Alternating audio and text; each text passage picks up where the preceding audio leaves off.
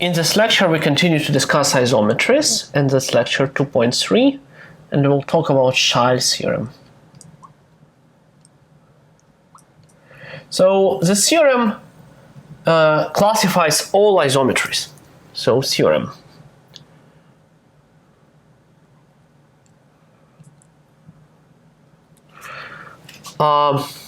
Every isometry F inside the group of isometries is one of the following.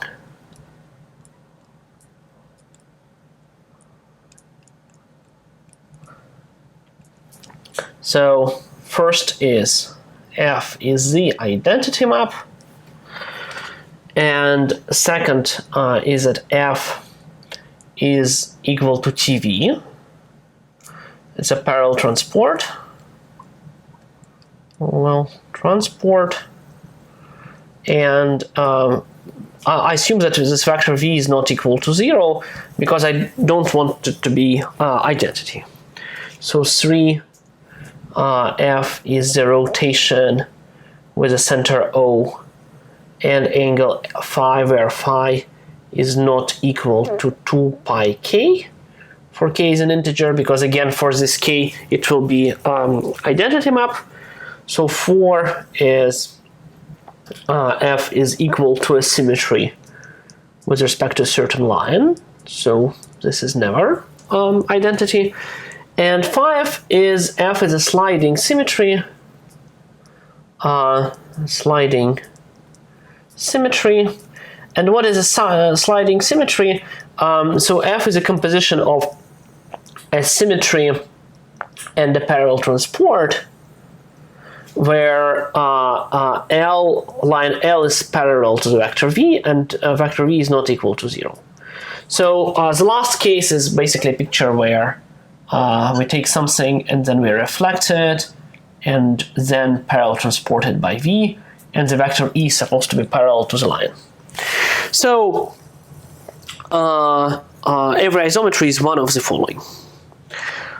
And then it's quite easy to see that it's one and only one, and the only one part is easy to see because all these things are necessarily distinct. So it's not so hard to distinguish them. So let's see. So maybe an interesting thing is to classify fixed points. So fixed points are just points which are fixed by the geometry. So x in R2 such that f of x equal to x, and the set of fixed point of f is equal to. So it's a whole plane if f is identity, no fixed points if f is a parallel transport, and if it's a rotation, it's point O if f is a rotation with a center O by some angle, and it's a line L if f is SL, and it's again empty set if f is a sliding symmetry. So it's easy to see that all these four cases are distinct, and then it's a little exercise, maybe exercise that 2 is never equal to 5.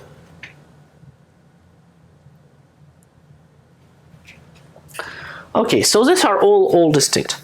But the interesting part of the theorem is that actually every isometry is one of those. And the reason why it's interesting is because it's even not obvious that when you compose two isometries like that, you'll get one of the list. For instance, suppose you compose two sliding symmetries with two different lines and two different parallel transports, and then actually the case it's either a rotation or a parallel transport, and one can completely analyze when it is what, and that follows from the theorem, but a priori it's not obvious at all. Okay, so now I'm going to prove the theorem. We start with the following lemma. So lemma 1. So suppose that f and g are isometries. And let's take ABC 3 points in R2, not on the same line.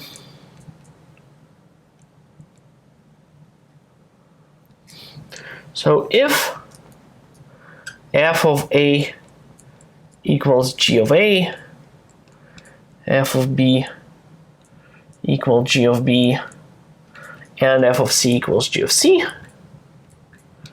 then f equals to g. So if we have two isometries whose images of 3 points coincide, then they coincide. In other words, if you look at a triangle ABC and you know that f sends it somewhere, let's say A prime, B prime, C prime, then there exists a unique isometry sending this triangle to this triangle. So in this case it will be a rotation, and if I take, for instance, this triangle, maybe A prime, B prime, C prime, then it will be a sliding symmetry, so it's not so easy to see that. Such transformation is always unique. So let me prove it now. So proof. So first step is to reduce it to the case. So we have two isometries, but actually one can easily reduce the statement to a statement about one isometry. So denote by H a composition of G composed with G inverse composed with F, and that's also an isometry. And H of A equals to A, H of B equals to B, H of C equal to C. So in other words, H has 3 points which are fixed and which are not on the same line, and of course distinct. And the claim is that then, so we need to show that H is the identity.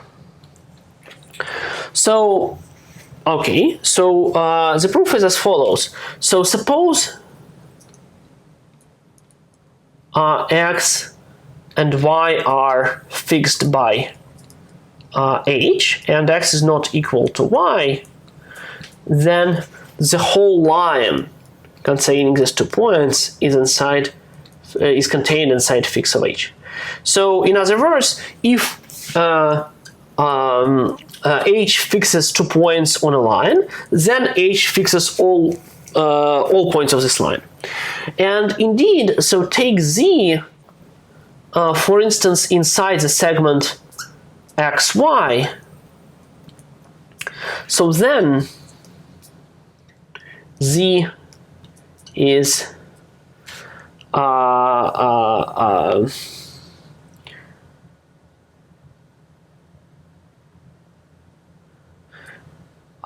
a unique point such that so let's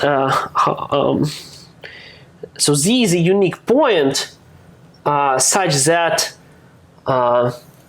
the distance on distance xz from X and yz from Y. And that's because if you kind of draw these two circles, the only point of intersection is Z. But then, of course, since H is an isometry, and since X and Y are fixed,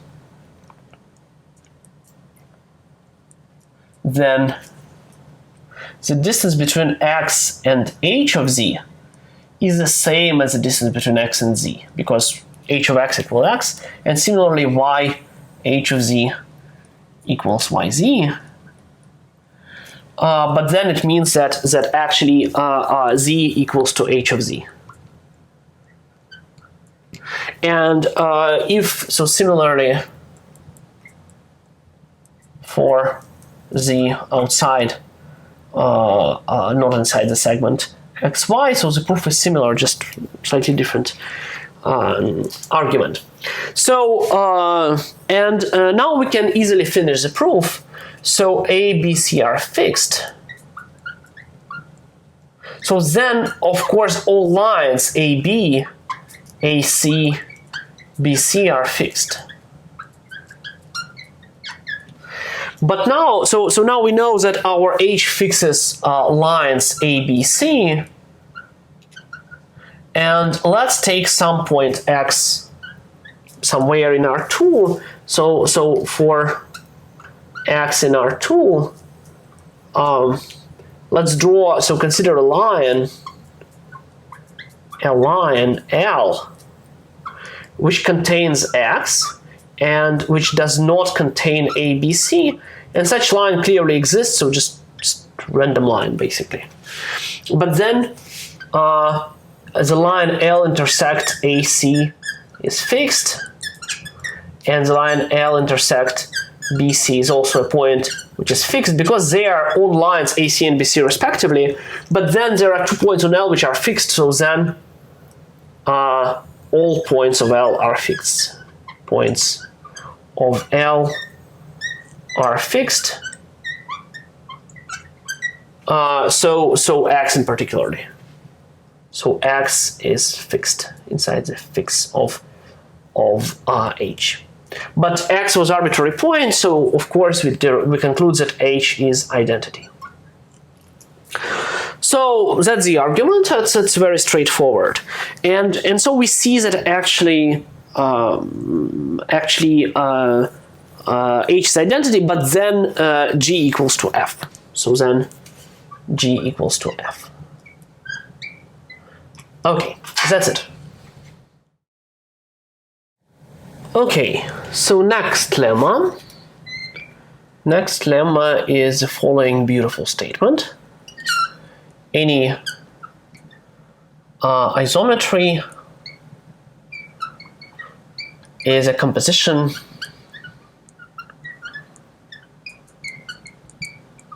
of at most 3 symmetries. So let me say that when I say symmetry, I mean a symmetry with respect to a line. So every isometry can be presented as a composition of 0, 1, 2, 3 symmetries. Okay, so let's prove it. So consider any 3 points. So at ABC not on the same line. Not on the same line. So basically a triangle. And consider F inside the group of isometries. So denote by f of A by A prime, f of B by B prime, f of C by C prime, and the picture is that we have this A, B, C, and they go to A prime, C prime, B prime. That's the picture. Okay, so I want now, since I know that an isometry is defined by the image of 3 points, I just need to come up a certain triple of lines, maybe less, so that when I reflect ABC with respect to these lines, I will get A prime, B prime, C prime. So how to do it? So step 1 is just let's find a symmetry sending A to A prime. So assume, firstly, so if A equals to A prime, B equal to B prime, C equal to C prime, then F is the identity, and so we can think of it as a composition of just 0 symmetries. So that's totally fine. So without loss of generality, we can assume that A is not equal to A prime. So consider the first line to be the mid-perpendicular between A and A prime. So let me draw it maybe like here. So that will be L1. So L1 is a mid-perpendicular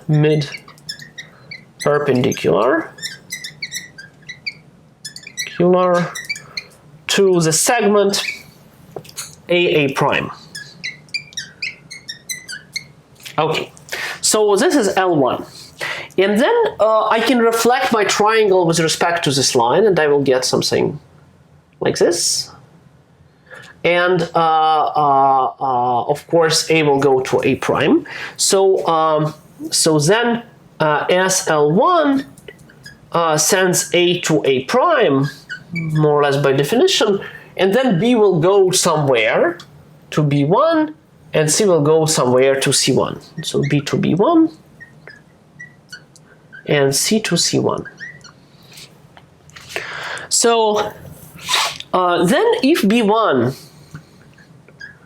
equals B prime and C1 equals C prime, then of course F just equals to SL1, and we are done, just because we presented F as a symmetry. So without loss of generality, I can assume that, let's say B1 is not equal to B prime, as it is in the picture. So now I want to send B to B1 to B prime, and for this, let me consider. So B1 is not equal to B prime. So let me now consider a mid-perpendicular to B1 B prime. So let L2 be the mid-perpendicular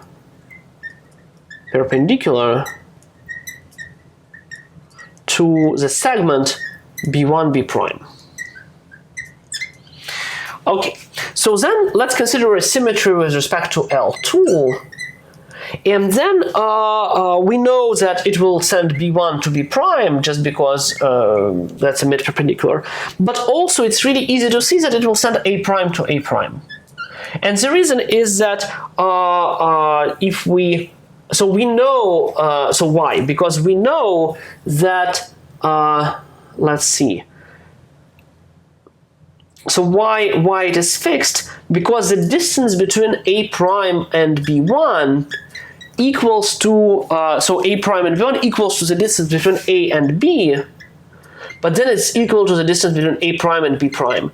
So A prime lies on the second mid-perpendicular. So let me draw the second mid-perpendicular like this, L2, and A prime just lies on it, which is not visible here, but it's the case.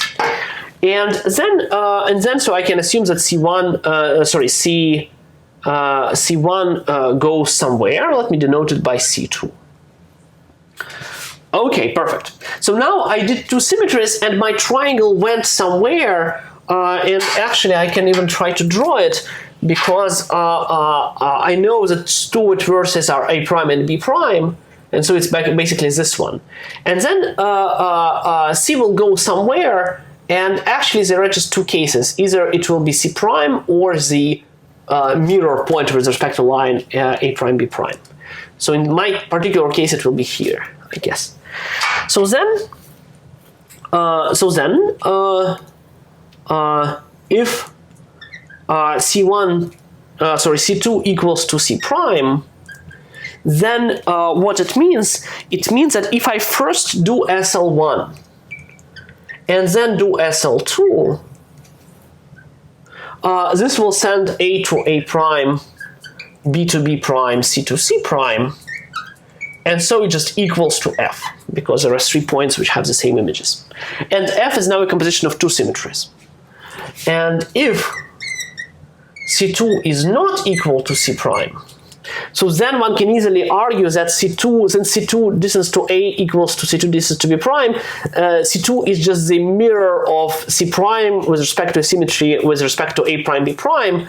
So then actually, if I take then a symmetry with respect to line A prime, B prime, and call it maybe L3, and compose it with SL2 with SL1, this will send A to A prime, B to B prime, C to C prime, so this is equal to F. And in this kind of most complicated case, my isometry is a composition of three symmetries with respect to three different lines. Maybe some of them coincide. So that finishes the proof of the lemma, and so every isometry now is a composition of at most three symmetries. Now let's prove the theorem. So proof of the theorem. So let's take F in isometry. So then F is identity, we are done. That's the case 1. F is a symmetry, we are done. And so this is case 1, and this is case 1, 2, 3, 4. That's also fine. So F is a composition of two symmetries. So then there are two cases. So if so this is either a parallel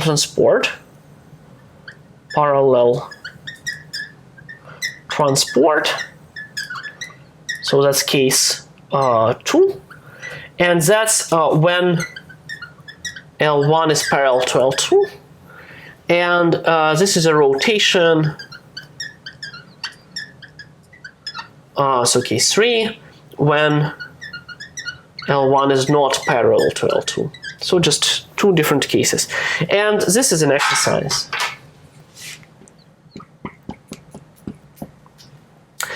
And finally, so if F is SL1 composed SL2 composed SL3, that's a sliding symmetry. Symmetry or symmetry.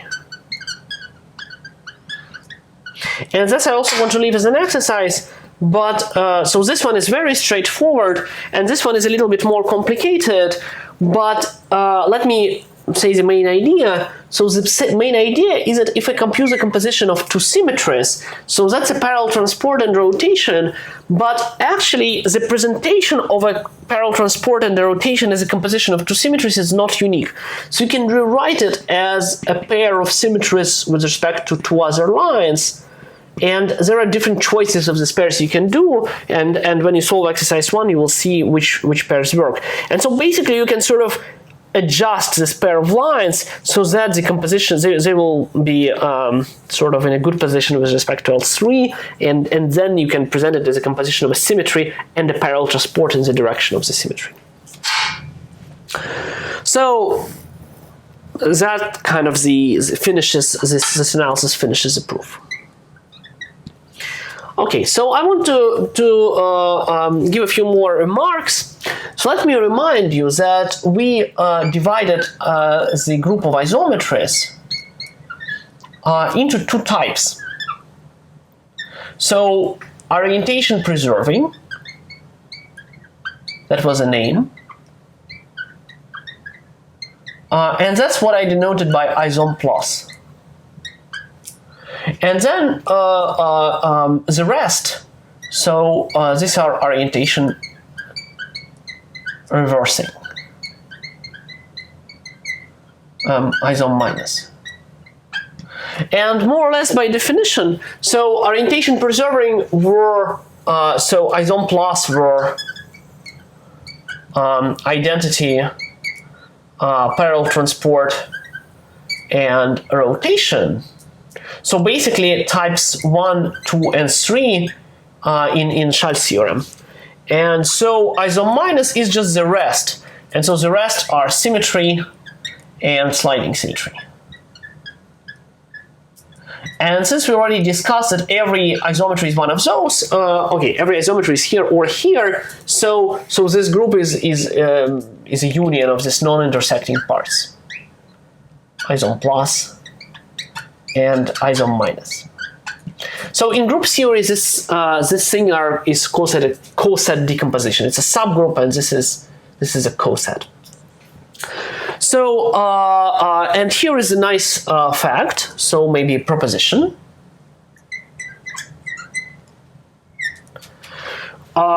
So F in isom R2 let's say is orientation preserving if and only if F is a composition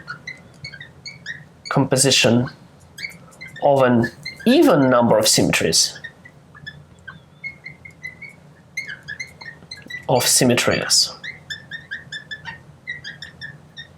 and F is orientation reversing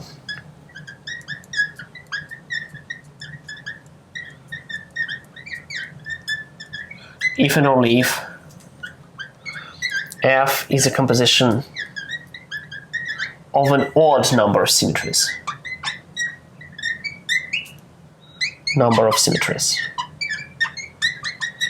So okay, and actually this is a very simple statement now because we have this Chasles theorem classifying everything. And let me just maybe say in the key idea of the proof. So if you take so we already discussed that identity map, parallel transport, and the rotation are compositions of two symmetries, zero symmetries, two symmetries, even number, and these guys are a composition of one symmetry and three symmetries. But of course the statement is slightly more powerful because it says something about any even number of symmetries and any odd number of symmetries. So we have proved Z directions, and to show these directions let's argue as follows. So if we take a composition of even number of symmetries, SL1 composed SL2n, so this we can just decompose them in pairs, and each element in a pair is a composition of two symmetries. So each composition of two consequent symmetries lies in isom plus. But as we already discussed, isom plus is a subgroup. So because composition of rotation and or a parallel transport with a rotation or a parallel transport is again a rotation on a parallel transport, so we will get a composition of n elements in isom plus. So it's also in isom plus. And so this proves the opposite direction as the first statement. But if we take a composition of odd number of symmetries, so this will be a composition of one symmetry with, and this is even number of symmetries. And so if we imagine that it lies in isom plus, so if it is an isom plus, so if a composition of odd number were in isom plus, we can compose it with the inverse of this product of even number of symmetries, and we deduce that SL0 is also in isom plus, but that's not the case. So that's a contradiction, and so this proves that a composition of odd number of symmetries is in isom minus. And of course, there is an intuitive picture behind that. So isom plus consists of those isometries that you can do if you move your plane continuously along itself. So you, for instance, if you have a rotation, you can take it and like move it like that, or parallel transport it. And isometries of the second type are those which you cannot do in this way, where you need to sort of take your plane and flip it or something.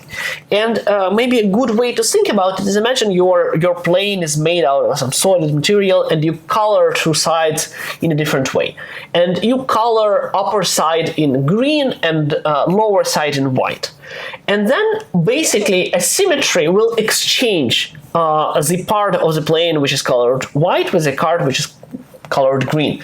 And so every symmetry does it, and so if you do it odd number of times, you will get something where the side of the plane which is on top is reversed with the bottom part, and if isom plus, it stays still on top.